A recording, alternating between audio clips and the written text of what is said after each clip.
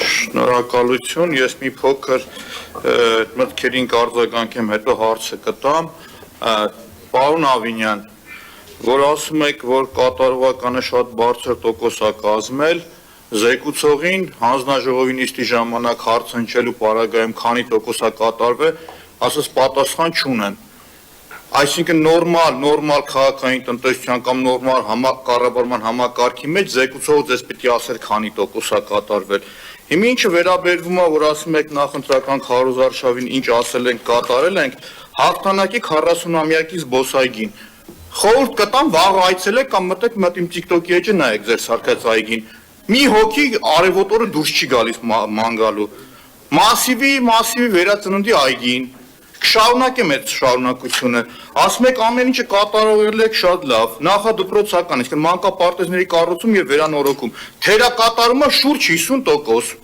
ձեր մոտ ամեն ինչը դա փայլուն է, դա ամեն ինչը նորմալ է, պաշտպանությունը, այսինքն մեր երկինը գիտեք ինչ խնդրի մեջ է, 66% է կատարողականը,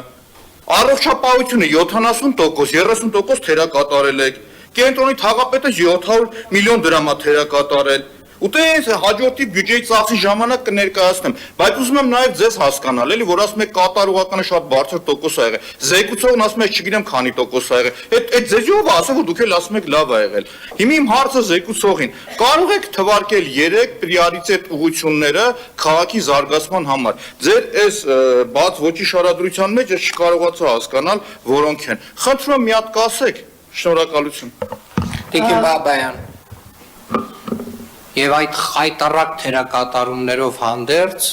2024 թվականի Երևանի բյուջեն կատարվել է 94.5%-ով։ Արձագանք։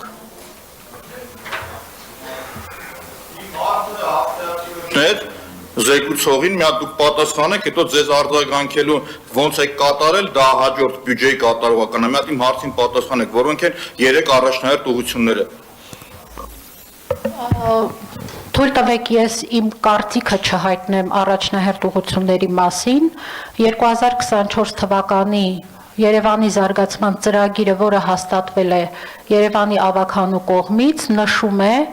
33 զարգացման գերակայություններ։ Չեմ կարծում, որ Երևանի զարգացման առաջնահերթությունը պետք է լինի իմ կարծիքը։